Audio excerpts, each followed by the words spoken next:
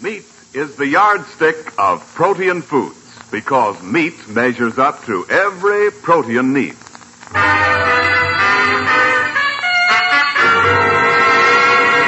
The American Meat Institute presents The Life of Riley, a half hour with radio's friendliest family, and starring William Bendix as Riley.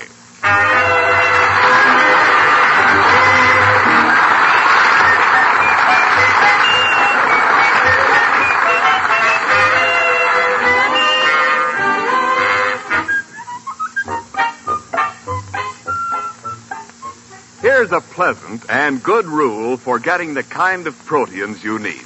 Eat your share of meat, and you're sure of getting not only proteins, but proteins of highest quality, the right kind of proteins. For you see, meat proteins have all 10 of the indispensable substances needed for growth and tissue repair. Meat is called the yardstick of protein foods because meat measures up to every protein need. And now, The Life of Riley.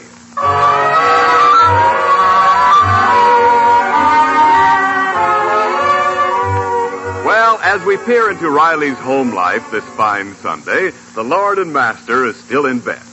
Babs is away on a picnic, and Mom and Junior are out in the kitchen washing the family's best china.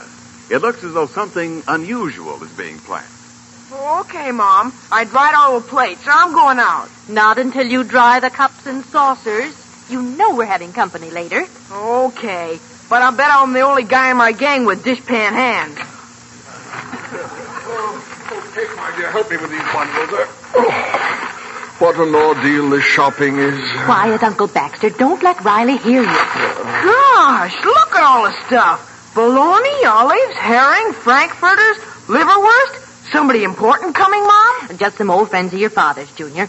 But I don't want him to know about it till they get here. It's a surprise. Don't worry. I won't squeal. Boy.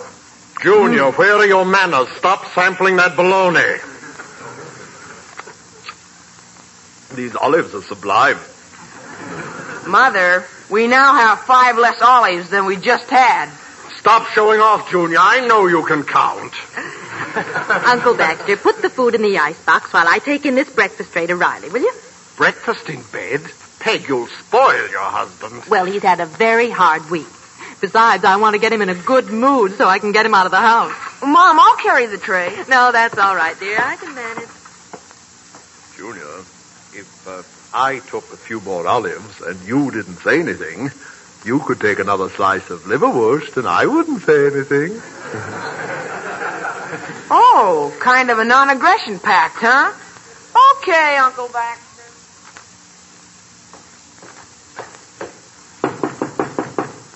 Grandma, still asleep.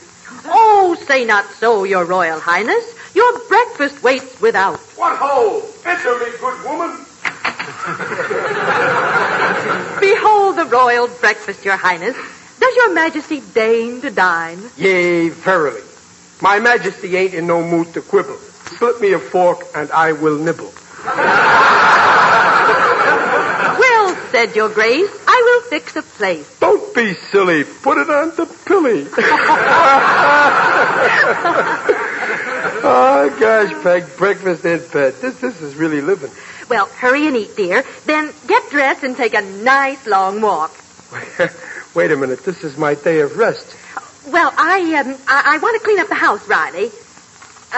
Methought Your Highness might mount his horse and dash through the forest to the sound of the hound. No, sir, no. Right after breakfast, I'm planning to dismount this bed, scour for a shower, and then slouch to a couch.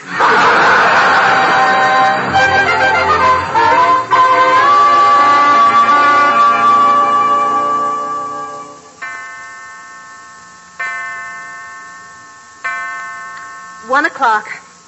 Oh, I do wish your father would fix that clock. You don't seem like he wants to do anything today, except sleep. He's been sawing logs on that couch since breakfast. That man. If I wanted him to stay home, he'd be going out. Mom, Rasputin says he's hungry. Well, give him some of his bird seed. Oh, I've got to clean that living room. Mom, we're out of bird seed. You think he would eat liverwurst? Junior, a canary will not eat liverwurst. Would I eat birdseed? Well, lately you've been whistling a lot. Oh, Junior, don't you be so fresh. Peg, I have a capital idea. Send Riley to get that special birdseed, the kind that they sell only at the pet shop in Hollywood. That'll get him out. Why, yes. And he'll get back here at about 6, just in time. Now I'll see if I can get him up. I'll go back to listen to him. He's sleeping like a baby. A baby rhinoceros. Oh, he looks so happy. I hate to disturb him. Riley. Riley. Oh, what's the matter? Riley, it's 1 o'clock. Wake up. Oh, what a dream. I was getting a double rest. I was dreaming that I was sleeping.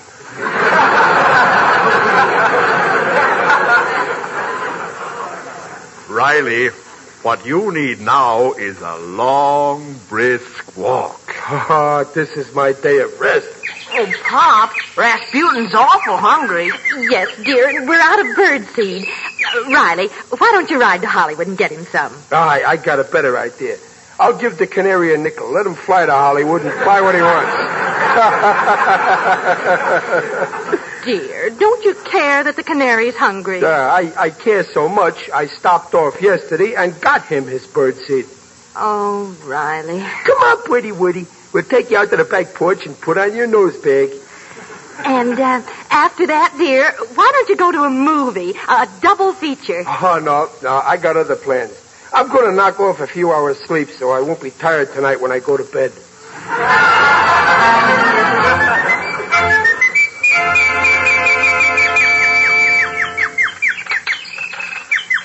Well, Woody, how you like it out here in the sun, huh?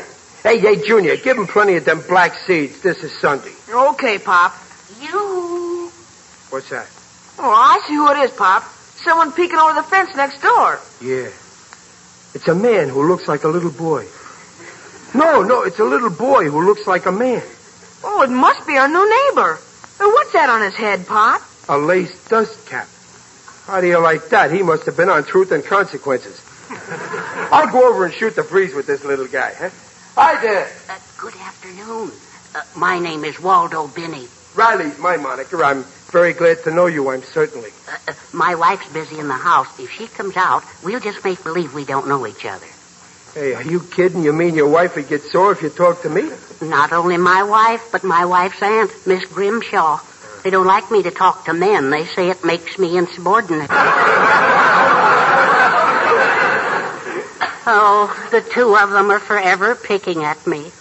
I guess they've been picking at you a long time. There ain't very much of you left. Oh, I'm heavier than I look. I'm well over 90 pounds. Waldo! Oh, that's my wife. Waldo! That's my aunt.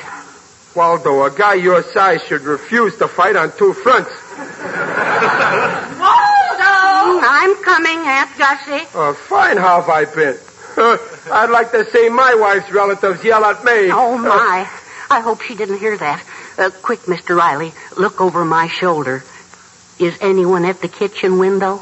Yeah. Looks like a big sheepdog. That's Aunt Gussie. She should have her eyebrows plucked. Waldo! Come in here. I want the kitchen floor scrubbed by the time I'm through shaving.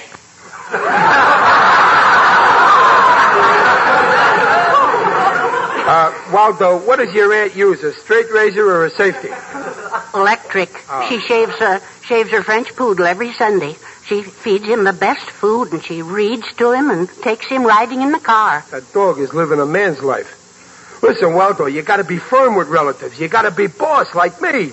I guess you're right, Mr. Riley. Never give them a chance to get set. Punch first. The best defense is to be offensive. Mr. Riley, you've given me new courage. Why, I feel like a tiger. You know what I'm going to do? Right. I'm going to sneak out of here and go right down there. Down where? To the delicatessen. I've been planning it all week. I'm going to buy myself some butter. They're on a diet. They won't allow butter in the house. But I love it. Yeah, me too. I loved butter even before there wasn't any. Mr. Riley, you've given me a new outlook. I'll show 'em who's boss. Now you're talking, Tiger. Let's go to the delicatessen. Maybe I'd better think this over. Now, look, don't be scared, pal. You're going to the delicatessen right now. I'm going to convoy you.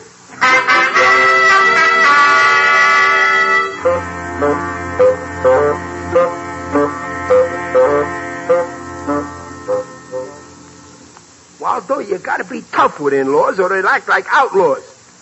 Like, for example, I like the white meat of the chicken. Last Sunday, when my wife was serving chicken, her Uncle Baxter beat me to the white meat by a split second. But believe me, Waldo, this Sunday he ain't getting any white meat. I ordered my wife to cook meatballs. Sure, that guy. Oh, when chicken is served in my house, my wife gets all the white meat and my aunt gets all the dark meat. What do you get, the feathers? Oh, no, the skin. Waldo, there's only one way to teach them. Go out with the boys more. Paint the town red. You're the only boy I know. Riley, let's paint the town red right now. Oh, no. I gotta be in the mood. I'm feeling too good right now. Oh, look, here's the delicatessen. Let's go in. Oh, it smells exciting, doesn't it? Yeah. I could stay here forever and just sniff and sniff and sniff. Hiya, Mr. Greenspreckle. Meet my pal, Waldo Binney. He wants butter. Who don't? I just sold my last piece to your Uncle Baxter. Oh, he did, huh? Yeah, to put it on those 3 dozen rolls he got. Uncle Baxter got 3 dozen rolls? Where else is he going to put that smoked turkey I sold him? Not between those Frankfurters he bought. Took away 4 bags of food. Came to $6.02. Will you pay now, Riley? Well, Waldo, it looks like your butter's... he charged all that food to me? $6 worth of delicatessen? What could that leech want with all that stuff? Oh, Riley, don't you know? He couldn't be running a black market. He ain't that crooked. Said it was for some friends coming over to your house. Well, I didn't invite no friends. Not your friends, his friends. Riley, didn't you know that either? No, but Peg must have known it. Aha, a conspiracy. Put your foot down, Riley. I will, on Baxter's neck. So that's why they was trying to get me out of the house. I ain't good enough to be around when Baxter has his friends in. Show 'em who's boss. Let's paint the town red. Having a party on me at my house, and I ain't even invited, huh? Well, I'll show 'em. I won't go to the party. Come on, Waldo. Now I'm in the mood for anything. Where you gonna go, Riley? Me and Waldo here is going out to show his wife's aunt, and my wife's uncle. They can't shove us around. Yes, we're revolting. Yeah, Waldo, and I'm even more revolting than you are.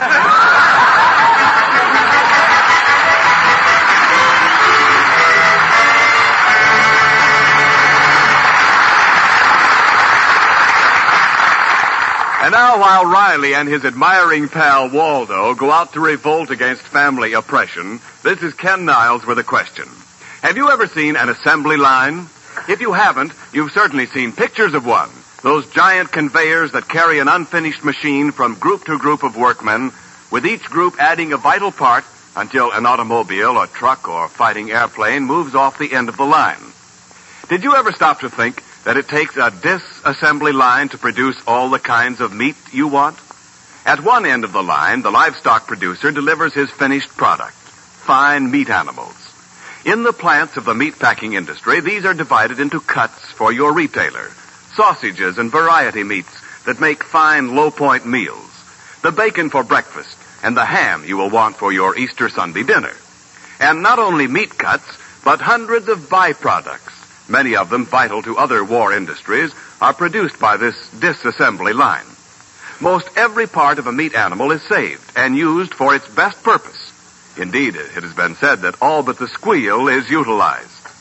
This disassembly line is a vital part of the machinery that enables your meat industry to serve as a bridge between the livestock producers and you. It's a strong and well-built bridge over which meats, in whatever form they are needed or wanted, move to every retailer serving civilians and to every theater of war. Now back to the life of Riley.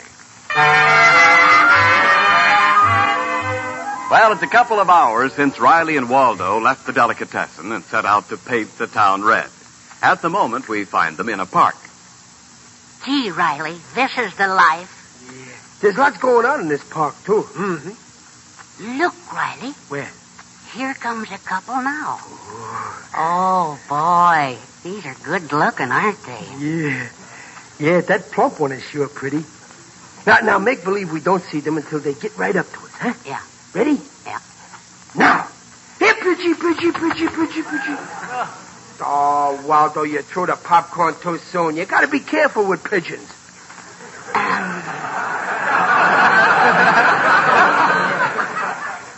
Riley, this is too tame. Huh? Let's just go and get us another drink. No more drinks. You've already had 7 malters. You'll curdle. Oh, gee, I wish I'd brought some money with me. Well, I got some, but it's really Peg's house money. Hey, Waldo, what's that you're standing under? Oh, where? There. Oh, it's an envelope. It's open. What's inside? Gee, 2 tickets to a theater. Look what it says on them. Men, do you want to dominate? Do you want to learn the secret power over others? That's for you, Waldo. And look what else it says. Free. Well, so far, it's a great show. Okay, Waldo, let's go.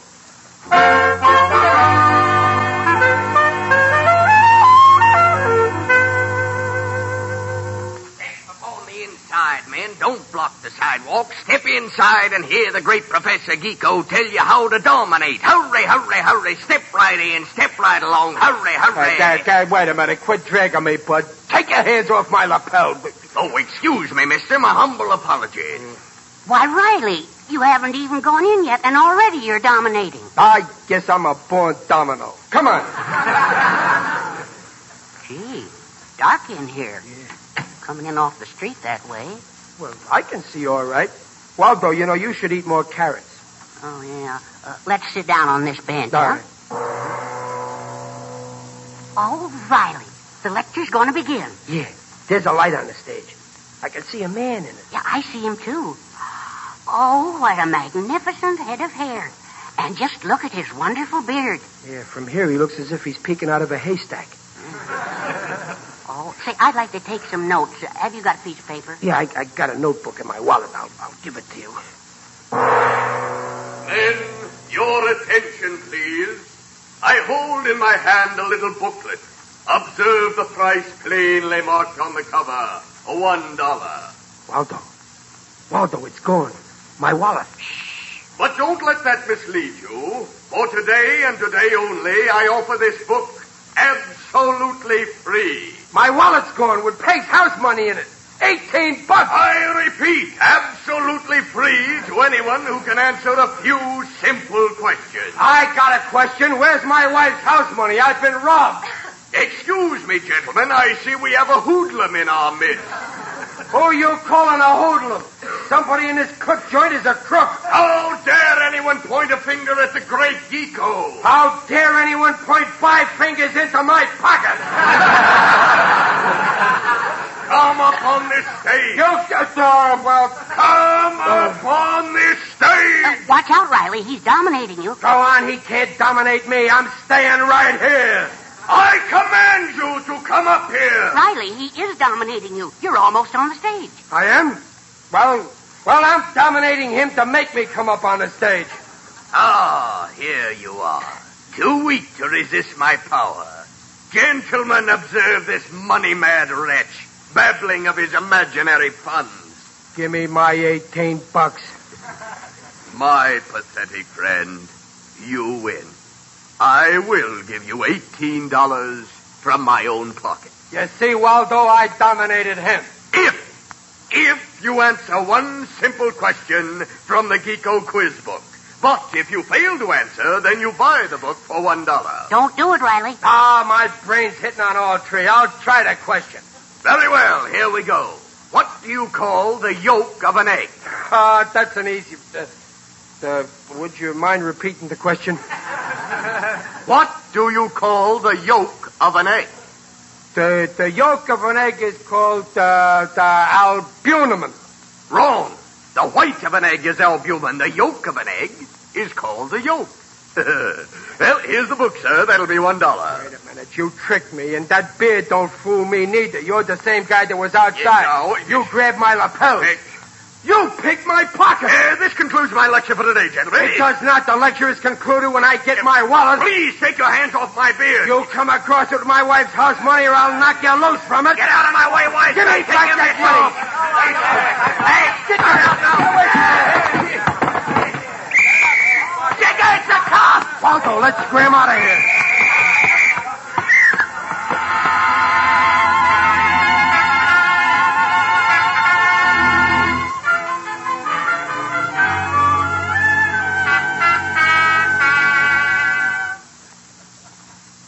What a thrilling experience. Yeah. That cop swinging that club reminded me of my Aunt Gussie. Oh, it's lucky we got away. Yeah. Gee, I got to get $18 before I go home. Oh, don't worry. You're boss in your house. Oh, I know, but I don't like to say I was sap enough to get my pocket picked. Hey, look across the street. Yeah? That's my club over there, the BPLA. The BPLA? What does that stand for? The Brooklyn Patriots of Los Angeles. It's a social club of guys who used to live in Brooklyn. Swell fellas. Come on. Will they lend you $18? Will they? I used to be president. Look, see here on the door? That's the club's coat of arms. Oh, coat of arms, huh? What does that represent? The man with the pop bottle in his hand. That's the spirit of Ebbetsfield. And the man lying on the ground. That's the umpire. Underneath there's our motto, see, fair play. Come on, come upstairs, Waldo, and watch him give me a royal welcome.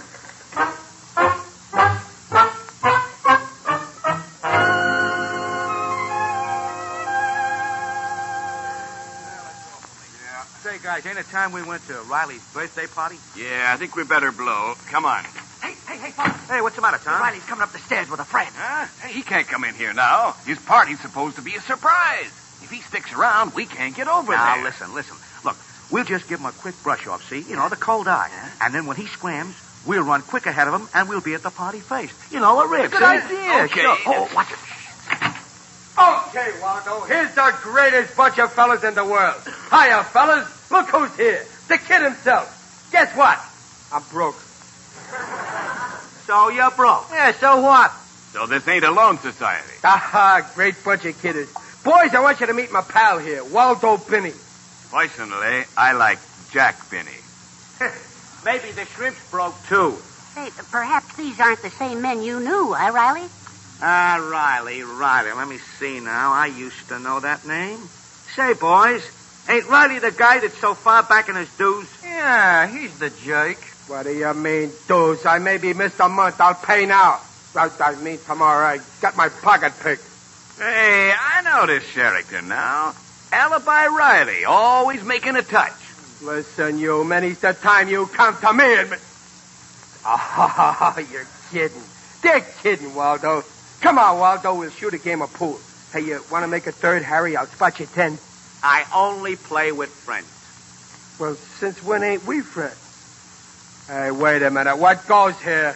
Harry, ain't it time some people was home? Oh, yeah? Don't tell me what to do. I'll go home when I get ready. Come on, Waldo, I'm ready. Just goes to show you can't trust them Flatbush guys. I'm resigning. I'm turning in my DeRocha button. Let's go, Waldo.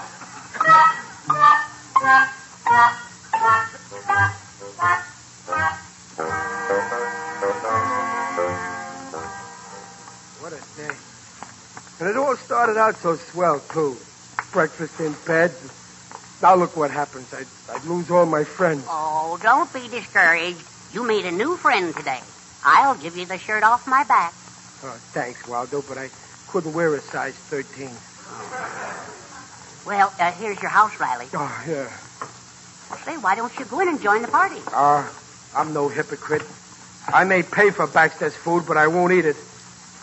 Hey, wait a minute. Why should I take all this from him? I got half of my mind to tell him off. Yeah, I will. I'll show him who's boss in my house. Now, look, Baxter. Hey, look at all them guys from the club. Oh, Riley, you almost missed your own party. Don't you ever remember what day this is? It's your birthday. What day is it? Hey, Waldo, come on, it's my birthday. Come on in and paint my house red. My, you are popular after all. Well, sure, that's what I've been telling you. I'm a big guy around my own house.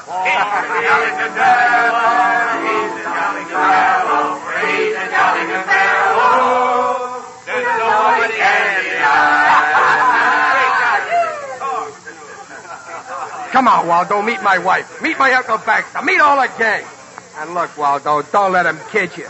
I'm not surprised about this party. Why, I knew it all the time.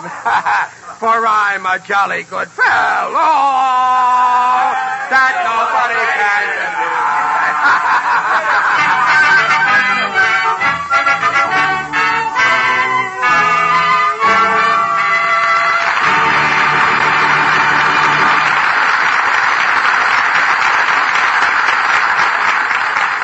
The Rileys will be back in just a moment. Easter time is ham time. Yes, even in wartime. Because, as you now know, ration points on whole or half smoked hams are 3 points per pound. And ready-to-eat half or whole hams were reduced today to 4 points per pound. Which means just a little saving up of points and looking ahead, you can have that good baked ham for the Easter Sunday feast. So plan those points and tell your retail meat man you'll be wanting that whole or half ham by Saturday. Then, next Sunday, when you carve through that rich, crisp, spicy crust of brown sugar and mustard to the tender, rosy meat, you'll say that Easter's really Easter with ham on the table. And to the woman who's preparing the ham, the American Meat Institute makes this suggestion. Whether it's a whole or half ham or a thick, juicy baked slice, give it the traditional trimmings of cloves and a beautiful brown glaze. For variety, you might baste it with cider, orange or cherry juice, or with honey. So here's to your Easter ham. And here's to the high nutritional value that ham, and all meat for that matter, provides for you. First and foremost, meat gives you protein. Complete, highest quality protein. The right kind of protein. Yes, meat is the yardstick of protein foods because meat measures up to every protein need.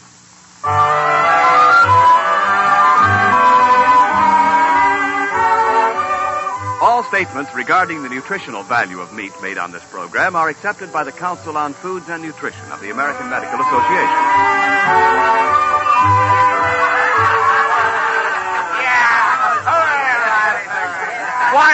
Quiet, everybody. Quiet. My dear nephew, the evening would not be complete unless I read this little poem which I wrote commemorating this occasion. A poem for me? Oh, you shouldn't have done it, Uncle Baxter. Well, here's the way it goes. To my dear nephew, you give me lots of happiness. You give me many thrills. You give me joy and gladness. But, Baxter, you just give me bills. Oh, that's good on you, Baxter. You got that.